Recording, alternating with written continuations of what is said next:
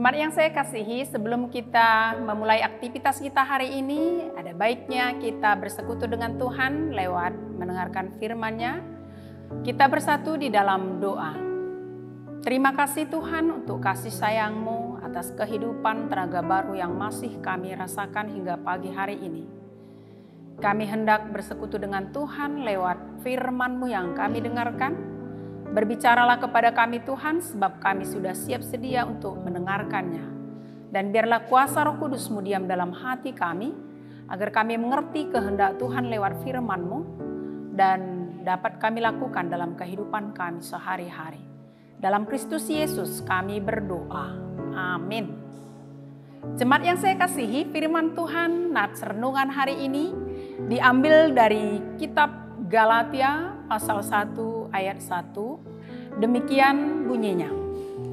Dari Paulus, seorang rasul, bukan karena manusia, juga bukan oleh seorang manusia, melainkan oleh Yesus Kristus dan Allah Bapa yang telah membangkitkan Dia dari antara orang mati.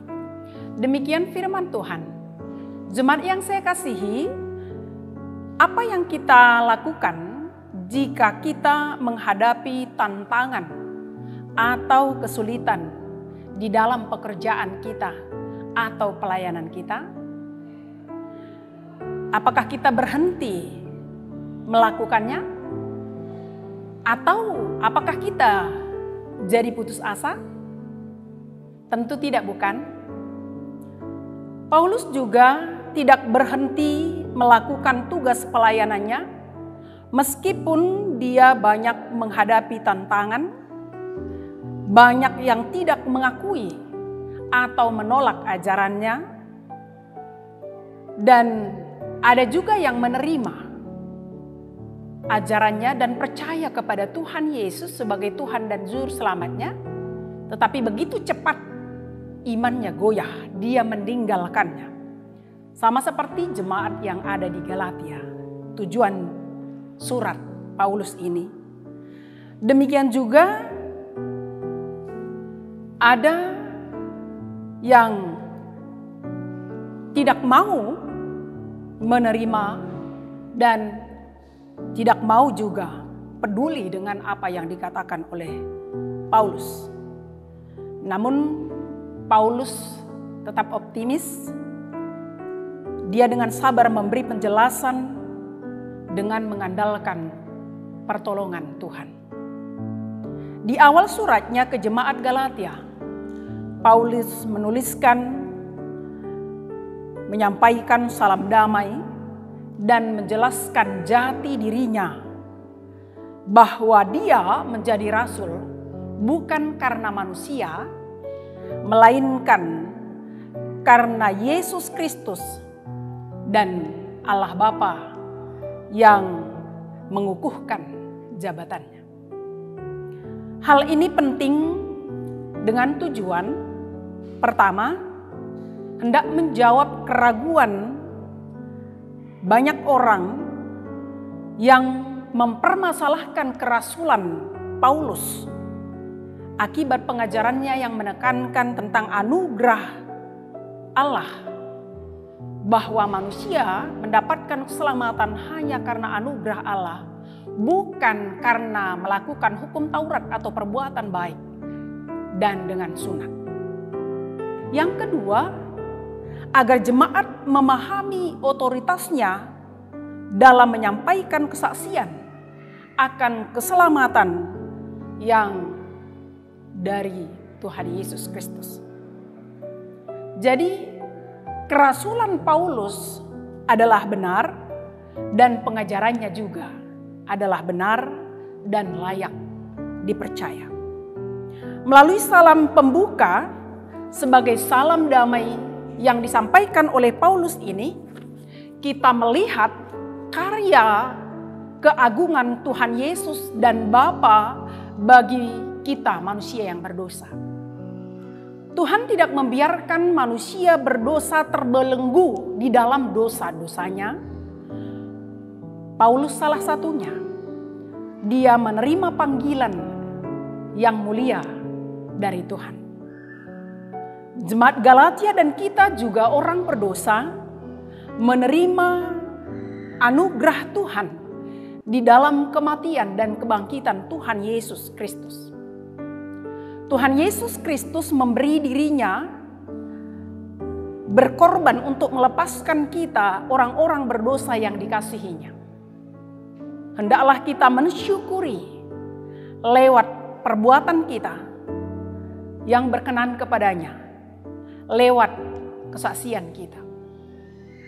Jemaat yang saya kasihi, kalau Tuhan mau memanggil dan memilih kita menjadi alat kesaksiannya di tengah-tengah dunia ini,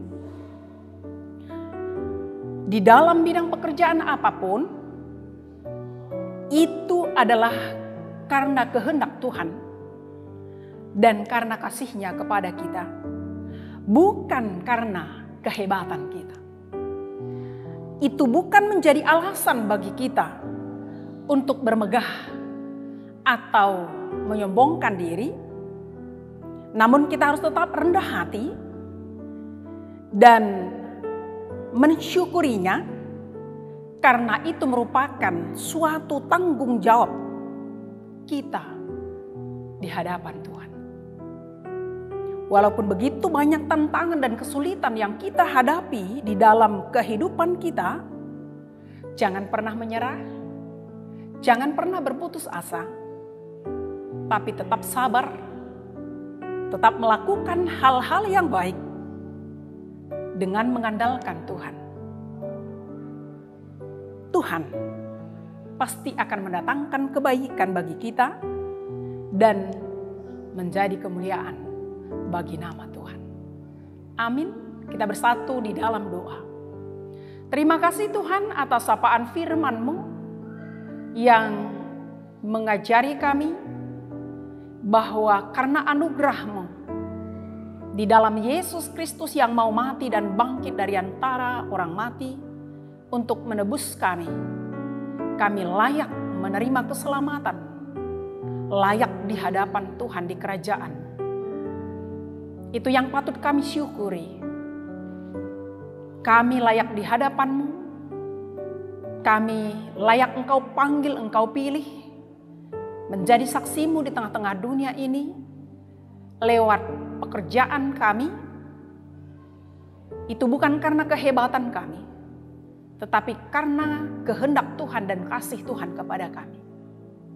Tolong kami Tuhan, walaupun kami menghadapi berbagai macam tantangan, pergumulan, kesulitan, tetapi mampukan kami untuk tetap sabar, tetap optimis, melakukan hal-hal yang baik, melakukan kehendak Tuhan, sehingga hidup kami benar-benar berkenan di hadapan Tuhan.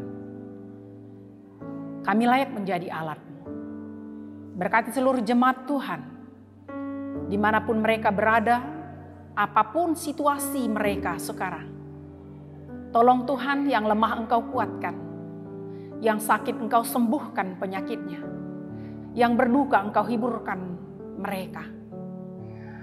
Dan mereka yang memiliki masalah, Engkau berikan jalan keluar. Bagi mereka yang mengharapkan berkat Tuhan, Engkau tambah-tambahkan berkat sukacita.